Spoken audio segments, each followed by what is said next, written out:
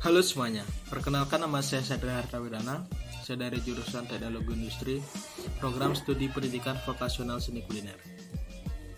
Saya akan menjelaskan sedikit tentang bagaimana cara memutus rantai penyebaran COVID-19 ini. Pasti kalian sudah tidak asing lagi dengan COVID-19 ini kan?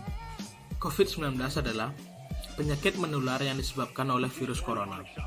Sebagian orang yang tertular COVID-19 akan mengalami gejala ringan hingga sedang.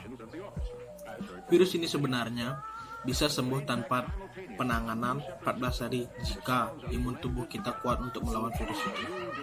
COVID-19 ini mulai memasuki Indonesia pada awal Maret 2020. Itu pun diketahui setelah ada 2 orang kasus positif yang terdeteksi.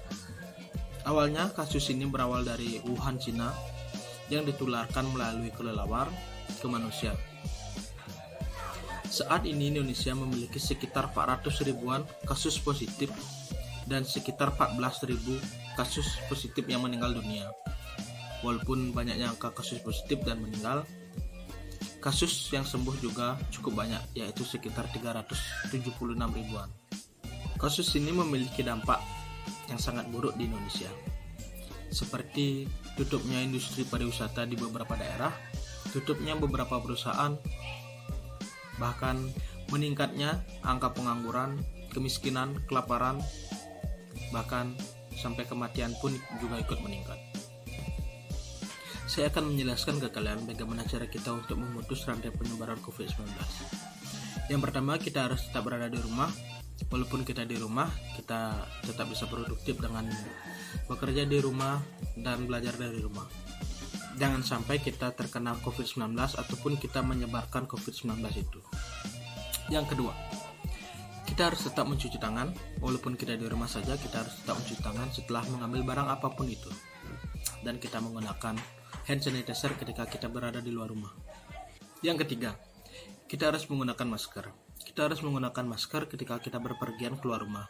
Tapi kita harus menggunakan masker yang proper, masker yang dapat melindungi kita dari COVID-19, seperti masker 3 lapis, dan menghindari masker scuba masker dan buff.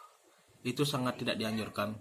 Yang keempat, kita harus tetap berolahraga dan menjaga kesehatan walaupun di rumah saja.